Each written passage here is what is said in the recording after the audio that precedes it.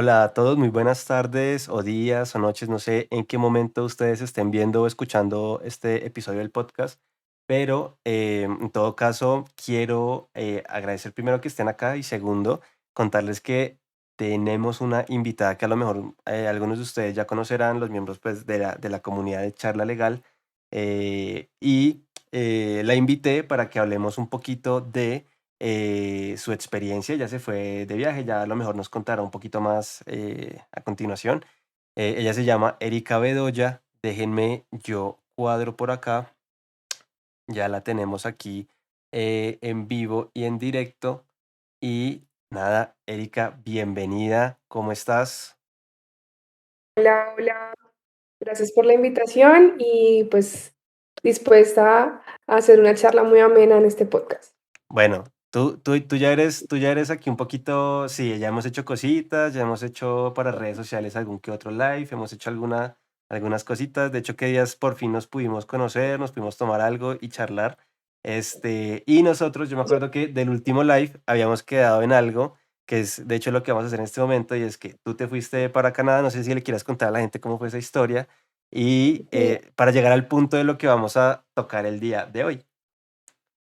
sí, pues a ver, como un resumen de lo que pasó en el año 2022, yo estaba haciendo una maestría aquí en Colombia para la Universidad de los Andes y un requisito que me exigía era inglés.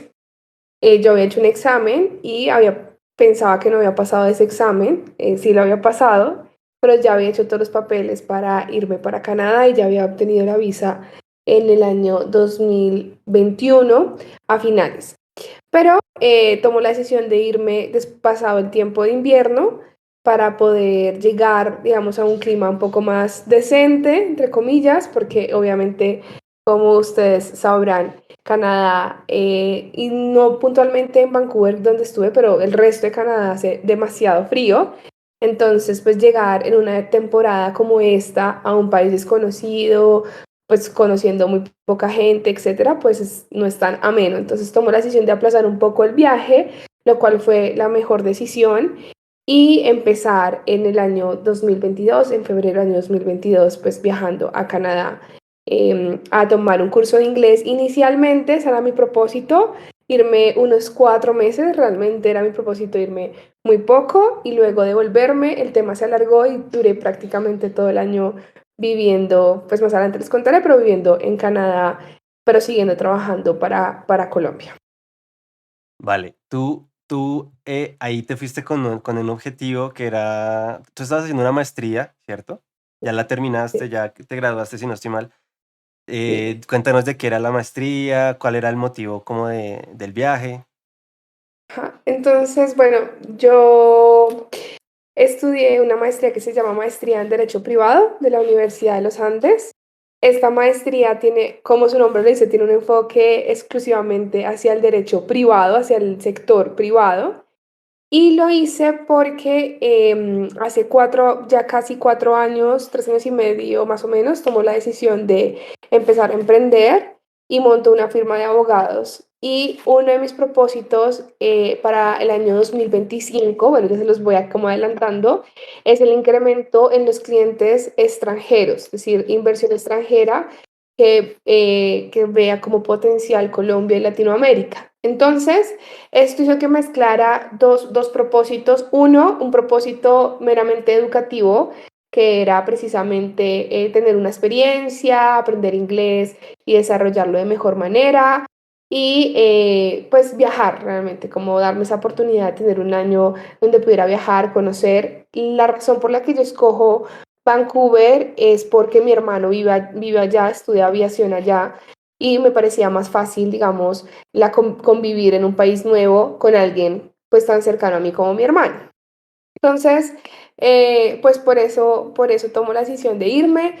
La maestría adicionalmente y la razón por la que viajo en febrero es porque me quedaba solamente un semestre de maestría, digamos, no sería todo el año entero, sino un solo semestre de maestría y ya estaba en la segunda fase de mi tesis de maestría que era sobre blockchain para el sector inmobiliario.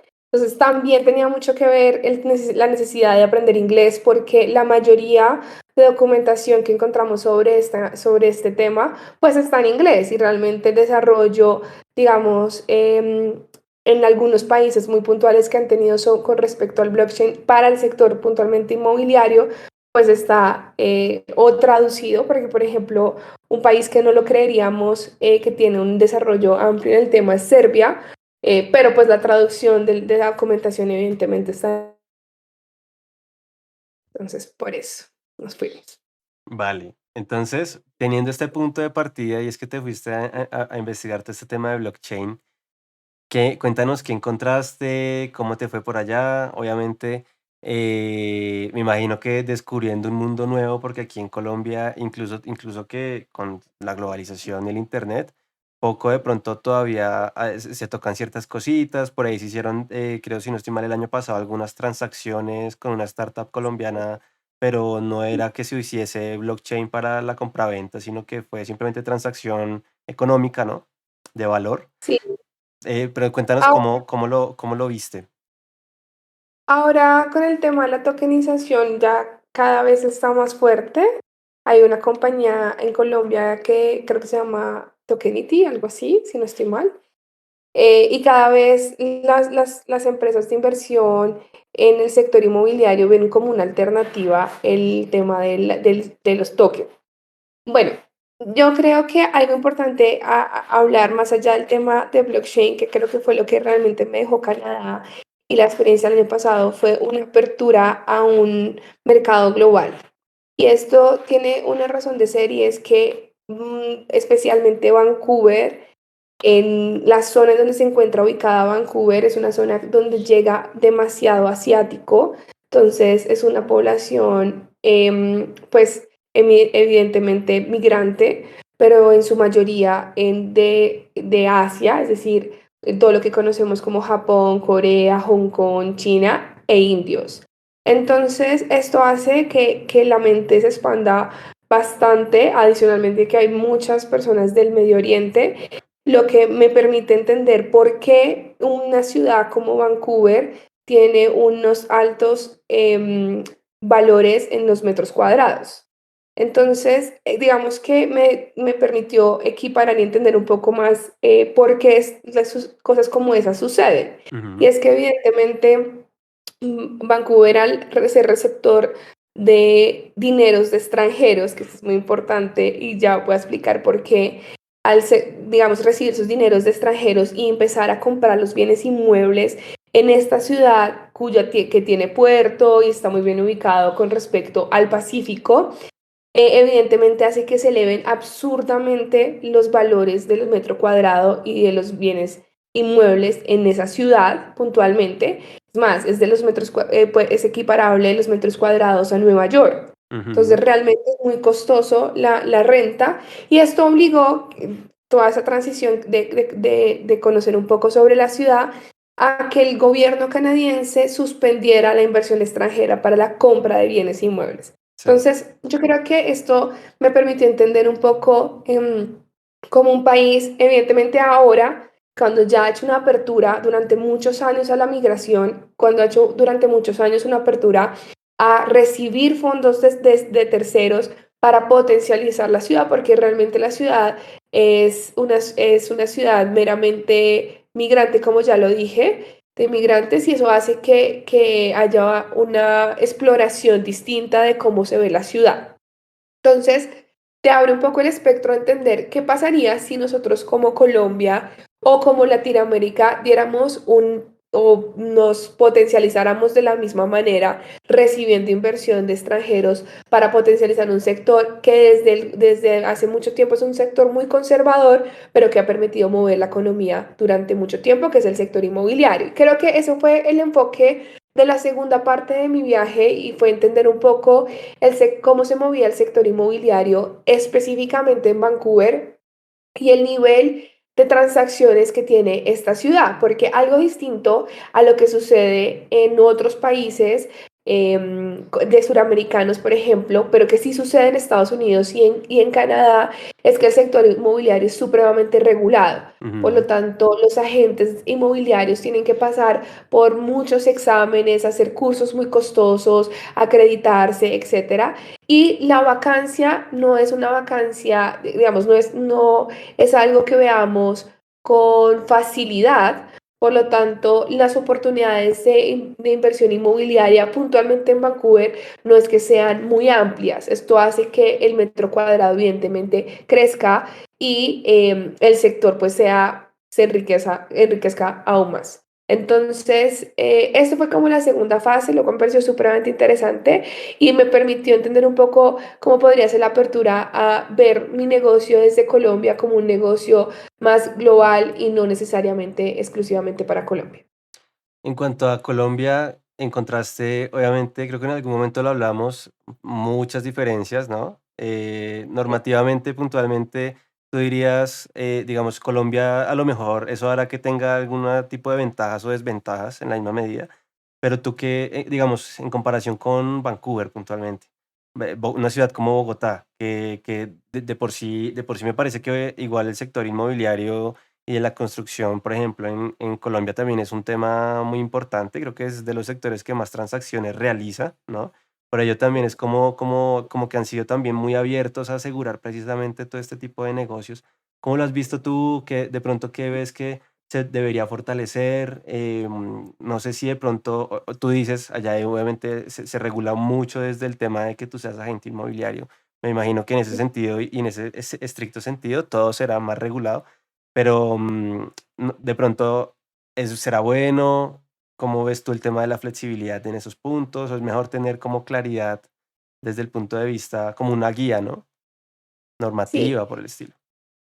si lo hablamos exclusivamente, si lo hablamos de manera general, en un marco como de las transacciones, digamos, temas legales en general, yo creo que la base del éxito que tiene Canadá puntualmente digamos, en las bajas tasas de incumplimiento es precisamente su rigurosidad. Creo que es un país extremadamente organizado, evidentemente, y lo sigo sosteniendo, tiene muchos errores y hay muchas cosas que, pues no es un país perfecto, evidentemente, pero sí tiene algo muy importante y es su organización y eso hace que la gente, a través de ser tan organizados, entiendan la importancia de cumplir. Ujú. Entonces, esto mitiga un poco el tema del exceso de acudir a cortes. Recuerdo una conversación que tuve con un par de amigos abogados que hice en Canadá sobre este tema y es más un tema transaccional, es un Sí. tema de poder evolucionar en los negocios, lo cual considero que debería ser digamos, la clave para las transacciones en Colombia. No podemos basar el tema legal y mucho menos los negocios en soportar una mala fe. Todo lo Ujú. contrario, debería ser desde el enfoque de que las transacciones y los negocios son dados para que ambas partes ganen y no para tumbar al otro. Y Claro. yo creo que esa es una visión muy grande que tiene Canadá y especialmente el canadiense. Y hay un comentario que me hicieron muy interesante y es que quien tome la decisión de emigrar a Canadá tiene que adaptarse a la vida al canadiense y no todo lo contrario. Y lo que suele llegar a pasar es que el migrante que no se adapta pues se aburre y se devuelve y dice que es muy aburrido, que Canadá es muy estricto, pero pues básicamente son unos parámetros de conducta donde ellos tienen digamos, de respeto recíproco y Ujú. en ese orden de ideas pues fluyen de mejor manera los negocios. Evidentemente también hay gente de todo, pero hay otra cosa muy importante y es que algo que tiene, por ejemplo, Canadá, que deberíamos también impulsar, que no es un tema, me estoy yendo un poco más, me estoy yendo un poquito de lo que deberíamos hablar, pero quisiera tocarlo, y es que, por ejemplo, si vamos a hacer un arreglo en una casa, si vamos a tener que hacer algún ajuste, la persona debe tener unas certificaciones o como unos permisos para hacer estos labores. Ujú. Esto mitiga evidentemente riesgos a la hora de operar cualquier activo inmobiliario, puntualmente cuando hablamos de activos inmobiliarios, pero en cualquier arista en que desarrollemos nuestras vidas, pues evidentemente si el trabajo viene desarrollado por una persona debidamente certificada, pues eso genera mayor seguridad en el resultado final de eso que estamos esperando. claro. Eso me lleva a una conclusión con respecto a un tema que puede ser muy salido de nuestra conversación, pero es el enfoque tan importante que le dan a Canadá sobre trabajos, digamos, sobre la educación enfocada hacia el trabajo, Ujú, que es algo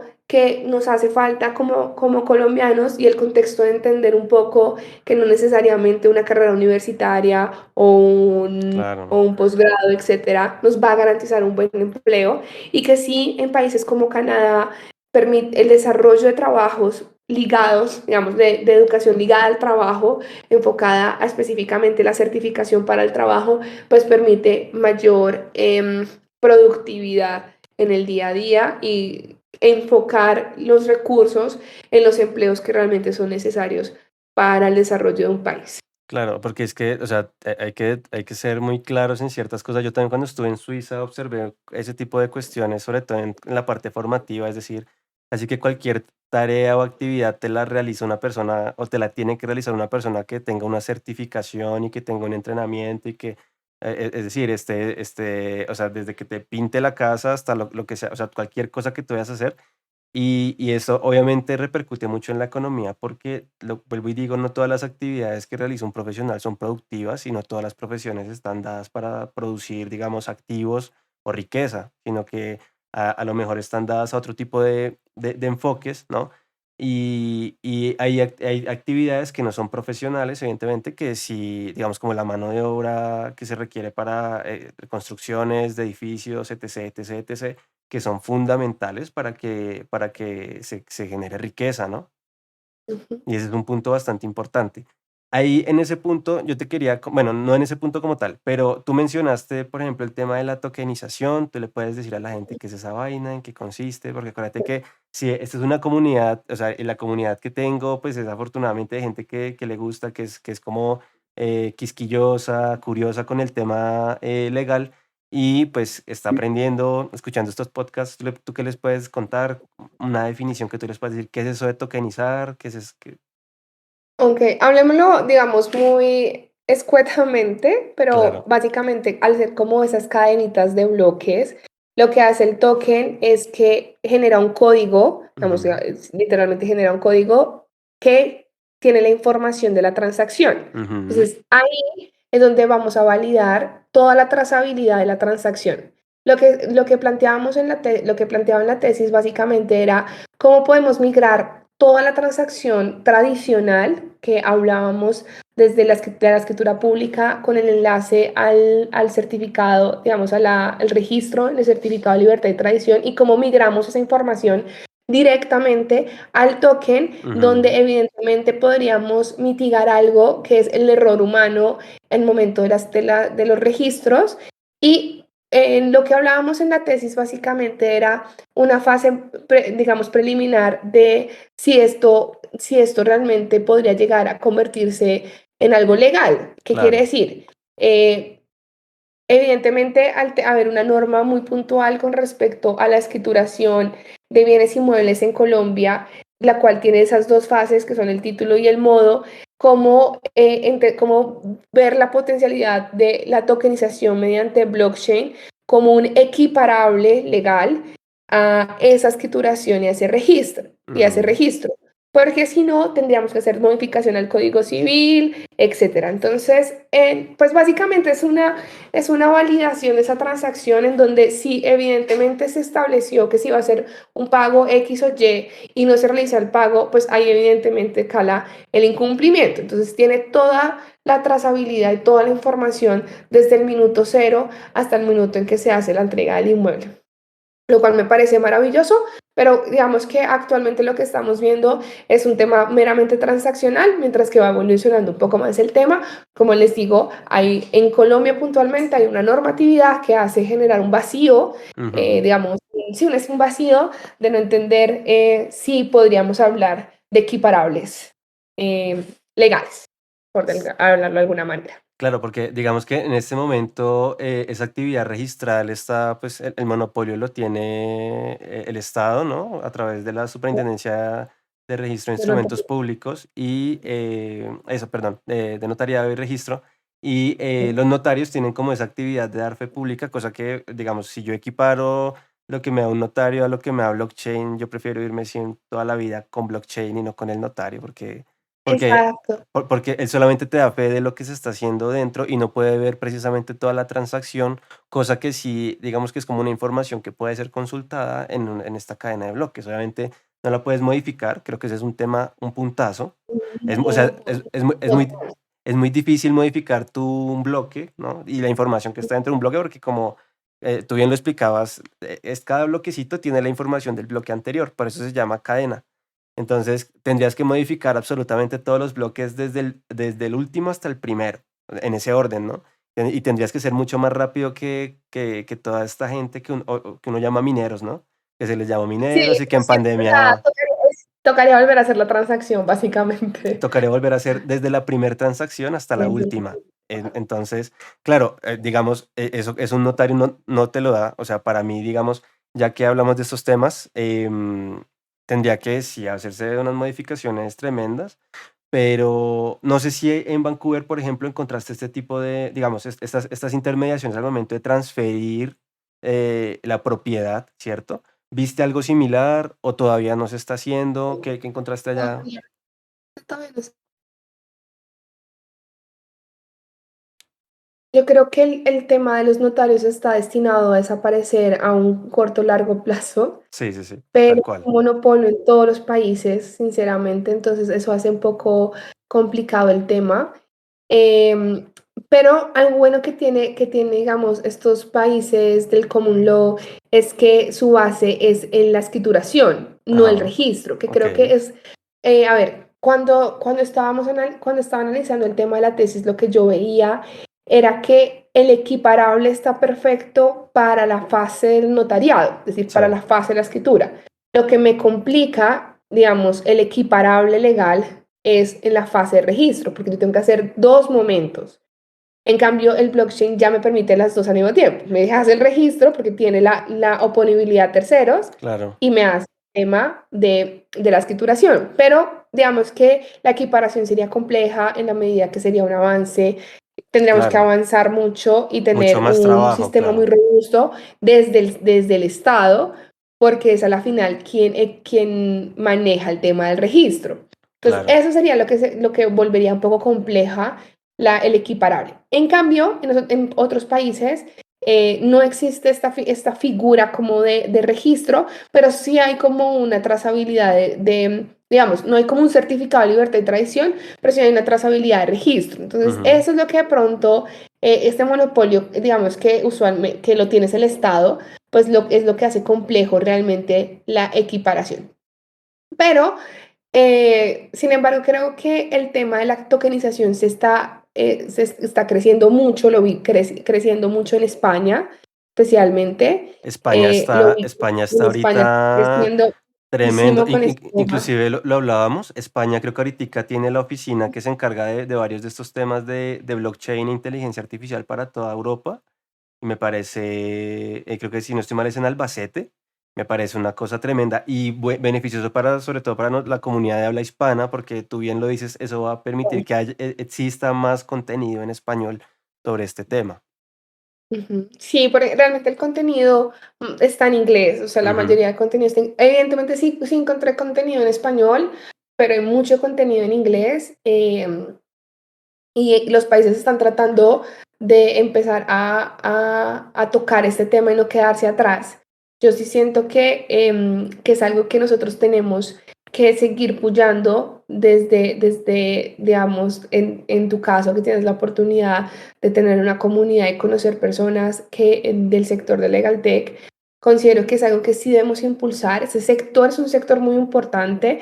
Evidentemente, FinTech es un sector importante, pero no podemos descuidar el PropTech, que es un ujú, sector que históricamente ha permitido un montón de transacciones, permite la viabilidad de muchos empleos a nivel nacional. claro. Es un sector que mueve la economía y que a hoy, por ejemplo, con el tema de las tasas de interés y demás, se ha visto golpeado Ujú. porque La, la población media, digamos, no está dispuesta a acceder a A un los bien créditos, inmueble a una tasa tan alta de interés. Lo que me claro. permitiría una tokenización, evidentemente, es tratar de lograr acceder a un sector que para muchas de las personas es un poco inalcanzable por los altos costos, primero, del valor del inmueble. Consideremos que Bogotá es una de las ciudades con un metro cuadrado altísimo y adicionalmente a sentir seguridad en esa transacción,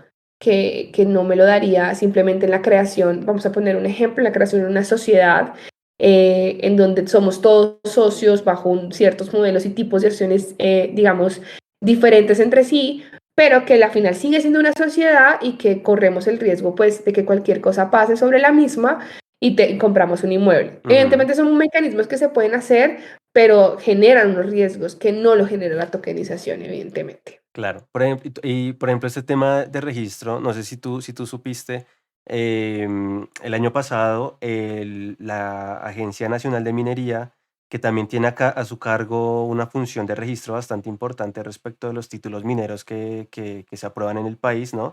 Ellos empezaron un piloto para empezar a utilizar blockchain con estos títulos. Entonces, me parece que a mí que abre las puertas a que todas estas actividades de registro también de alguna manera u otra estén migrando.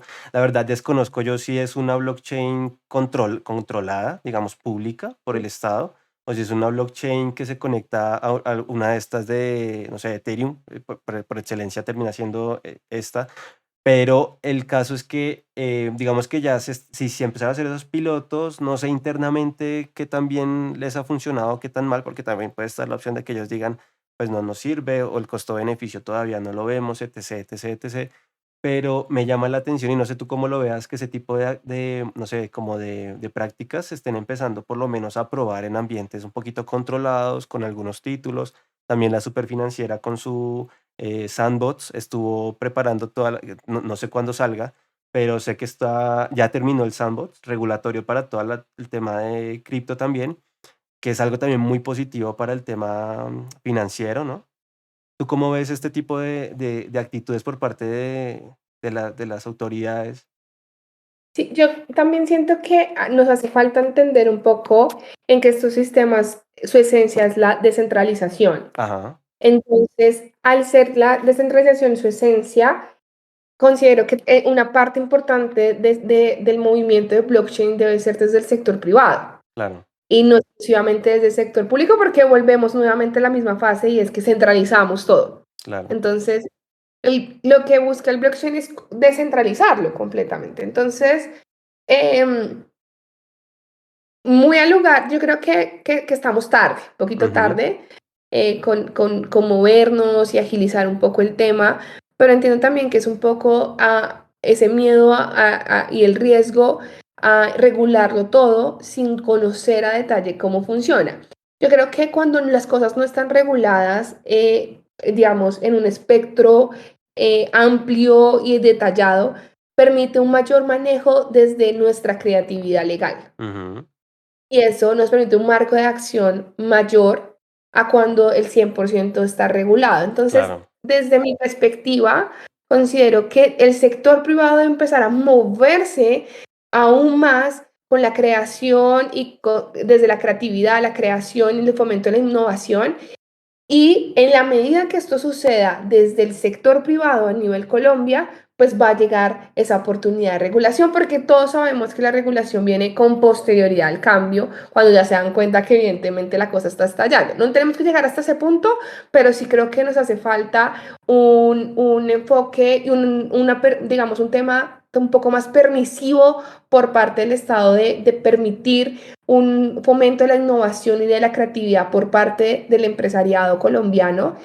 porque yo también siento un miedo y un rezago por parte del empresariado, y más ahora de hacer cualquier movimiento en Ujú, innovación con respecto a blockchain que luego le vayan a censurar. Entonces es un claro. poco, yo creo que la apertura que debería tener el gobierno es más a generemos espacios que permitan entender cómo vamos a desarrollar esto de aquí a futuro y empecemos a crear, pero sin empezar a censurar estos emprendimientos. Claro, no. Y es que inclusive no solamente pensando en el empresariado y demás, que obviamente es súper importante, sino también en las personas, por ejemplo, en el mercado de la compraventa de vivienda usada, ¿no? Imagínate tú todos los beneficios de blockchain al momento de tú ir a buscar tu siguiente casa, pues usada, no sé, y encuentras que tienes una serie de garantías detrás de la identificación del comprador, de toda la trazabilidad, no sé, de una serie de cosas que se pueden almacenar de pronto en este tipo de herramientas que no se incluyen en una certificado de tradición y libertad, inclusive, ¿no? Con esto Sí. quería preguntarte y me gustaría que entráramos como a la parte, listo, esto fue desde el punto de vista como transaccional. Ahora me gustaría preguntarte cómo viste la parte de resolución de disputas, porque evidentemente una transacción, así esté bien hecha, no está exenta de tener algún tipo de controversia. ¿Cómo viste el tema de resolución allá en Vancouver? Acá en Colombia todavía es un poco caótico, la gente ya por lo menos está más dispuesta a hablar, pero todavía sigue siendo un poco caótico, sumado pues obviamente a toda, a toda esa infraestructura que está bastante rezagada, ¿no? ¿Tú cómo, qué viste allá? ¿Cómo ves el tema preventivo también, sobre todo? Sí, hay algo bueno, que tiene Canadá, que tiene igual Estados Unidos, y lo recuerdo en una conversación, y es que, no sé si han visto alguna película, cuando pasa algo, sucede algo, van directo a la corte, se lo Sí. solucionan rápido, ¿sí? Ujú, Como tienen el mismo mecanismo anglosajón que vemos en las películas de Estados Unidos, es exactamente lo mismo que vemos en Canadá, lo cual okey. permite un poco más de agilidad, no es el mejor, pero sí permite agilidad. Vi y lo discutí sobre el tema del arbitraje internacional, es muy utilizado, Ujú, ya que, como les conté, es un país, pues, en esencia migrante, por lo tanto, tiene muchas compañías, digamos, de otros países, o hay digamos, una diversidad en el lenguaje que necesariamente requiere, pues, que exista una sede y un solo lenguaje que podamos ser equiparables para todos. Otra cosa que veo con respecto a la resolución de los conflictos es el tema de los acuerdos privados. Si tienen ujú, un enfoque bien fuerte con respecto a logremos una transacción, logremos un acuerdo y finiquitemos el problema. Em, básicamente como en eso, que es muy fuerte ahorita en Canadá, o lo que de pronto nosotros como población hispana y latina es que realmente vemos, porque a ver, em, voy a poner un poquito de contexto de cómo la diferencia que tiene Estados Unidos versus Canadá. Y ese ujú. Canadá es y es puntualmente Vancouver, es una ciudad de comunidades. Sí. Entonces, vemos asentados por ciudades o por pueblos, llamémoslo de alguna manera, ciertas comunidades persas, indias, no sé, europeas, latinas. Entonces, el acceso a mucha información es un poco sesgada desde ese punto de vista. Básicamente, accedemos mucho al contenido y lo que está buscando el hispano y el latino, y en ese caso, digamos que tenemos acceso a información un poco más con respecto a la migración. Entonces, Ujú, mucho derecho migratorio, mucha consultoría sobre cómo legalizar una residencia permanente, un tema de taxes en Canadá, el tema de legalizar mi ciudadanía como canadiense, etcétera. Entonces, eso es lo que realmente la mayoría de información desde el aspecto legal podemos acceder los latinos. okey. Oye, muy interesante. Creo que nunca habíamos hablado de esto porque precisamente lo teníamos como reservado para este momento. No sé si quieras hacer de pronto algún tipo de reflexión con la cual terminemos.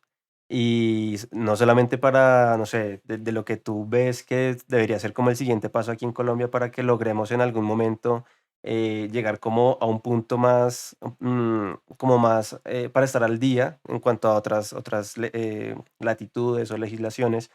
¿Y qué mensaje le das a toda esta comunidad de abogados que les encanta la innovación legal, que les gusta aprender y sobre todo que también tienen como esa inclinación por el tema inmobiliario puntualmente? ¿Qué les puedes decir tú a ellos también? Yo voy a hablar sobre dos aristas. La primera es si la persona que nos esté escuchando es un abogado cuyo propósito es ser nómada digital. Ujú, Es decir, digamos, le gusta la innovación, tradicionalmente su score de negocio está enfocado en consultoría. Diría que es 100% viable. Evidentemente, el hecho de que seamos abogados y hayamos estudiado bajo una legislación específica, pues no nos quita el hecho de poder hacer consultoría y estar en cualquier otro país y seguirla haciendo. Y esa fue la reflexión que realmente me llegó a mí en el año 2022, y es que lo que uno quiere hacer lo puede hacer, y realmente es como el enfoque y la base es la organización al interior de nuestras empresas, al interior de nuestros equipos de trabajo, y luego pues poder como bajo una rueda, digamos, hacer girar lo que hemos construido durante mucho tiempo. Entonces, sí es posible y claro que sí se puede hacer, pero hay que pues planificarlo. Creo que ese fue un error, que pues muy sinceramente digo, y es que fui muy impulsiva. ujú, Lo que hice en los primeros meses fueron un poco caos entre maestría, estudiar inglés, trabajar y vivir allá, sí, o adaptarme. Mm, Hay que planificarlo bien para que se pueda, para que quien sea un abogado y tenga esa visión de ser nómada digital lo pueda hacer, siempre y cuando no descuide su enfoque y empiece a ver una proyección de su negocio un poco más global. Y con respecto al otro tema, de que podamos, digamos, equipararnos a otras latitudes, llamémoslo de alguna manera, sí. yo considero y estoy muy al lugar con un discurso del presidente de El Salvador, donde decía, déjenos de ver, digamos, en la ONU él hablaba como, déjenos de vernos como una colonia y empiecenos a ver como un país en igualdad de condiciones. Y Ujú, creo que internamente nosotros también debemos de dejar de vernos como personas colonizadas o como subyugadas ujú, en un sector de innovación, en donde tenemos que de todas las maneras tratar de equipararnos a otro país cuando no lo somos. ujú, Entonces, bajo nuestras costumbres, bajo nuestras aristas, bajo el entendimiento de nuestro día a día como colombianos en este caso, o latinos a nivel general, entendamos cuál es la necesidad de nuestro mercado y desde ahí empecemos a hacer creación de innovación. No esperemos a a que el gobierno de alguna manera trate de traernos algo de Suiza o traernos algo de Canadá, que ujú, evidentemente es maravilloso tener referentes, pero claro. entender que es una referencia y no es que tengamos que copiar, porque los modelos y la cultura y los modelos de vida de un país son completamente diferentes a otros, y esa es la base de que, como lo escuché en un podcast del dueño del CEO de Avi, es la base de entender el crecimiento en el país en donde estás potencializando tu negocio. Y yo creo que desde ahí es que realmente podemos llegar a pensar sobre innovación desde el sector. Siempre consideré que el sector privado es la base de todo, Ujú, y luego con el apoyo del sector público se potencializan los proyectos. claro. Pero en la base de la innovación, de la creación, debe ser internamente desde el empresario colombiano, entendiendo las necesidades puntuales del mercado y entendiendo la cultura y la visión que debemos dejar, como ya lo dije, de pensar que somos un país que obviamente tenemos muchas carencias y que debemos empezar a resolverlas, pero desde el entendimiento de una cultura completamente distinta a una, por ejemplo, de la canadiense, y verlos como un referente y no como tratar de igualarlos porque son culturas completamente distintas. Oye, muy buen mensaje. Creo que ambos mensajes son, o sea, calan bastante, sobre todo porque mencionas algo muy importante que quiero destacar y es conocernos mejor a nosotros, nuestra situación, nuestro contexto, ¿no? Que es único, no es igual al de Venezuela, no es igual al de Ecuador, no es igual al de Perú, así los tengamos aquí al pie, sino que tenemos que conocernos mejor, conocer nuestra economía, nuestros puntos débiles, nuestros puntos fuertes y crecer, ¿no? Innovar en nuestro contexto. Así Erika, es. oye, de verdad, mil y mil gracias por aceptar esta invitación. Creo que es de los podcasts más valiosos que van a tener esta comunidad. no sé, nos toca echarle cabeza a ver si hacemos algo más. Y para mí es un placer siempre tenerte acá, tenerte en estos espacios que están abiertos para hablar de todas estas cosas. Y nada, te dejo que te despidas.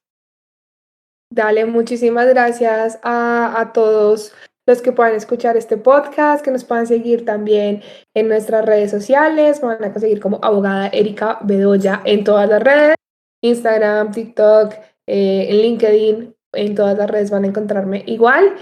Y pues que podamos tener estos puntos de discusión también por estas redes sociales donde podamos ver qué oportunidades de mejora hay para nuestro año 2023 y lo que viene. Así será. Erika, de verdad, nuevamente mil gracias. Y chicos, a ver, me cambio por acá.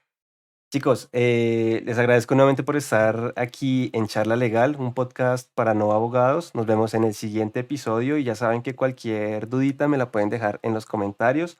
Y nada, también síganos en nuestras redes sociales, abogado Jordan Rojas, y también me pueden contactar a través de mi sitio web, jordanrojasabogado.com. De verdad, mil y mil gracias por estar acá, escucharnos, y nada, nos vemos en un próximo episodio. Hasta luego. Gracias.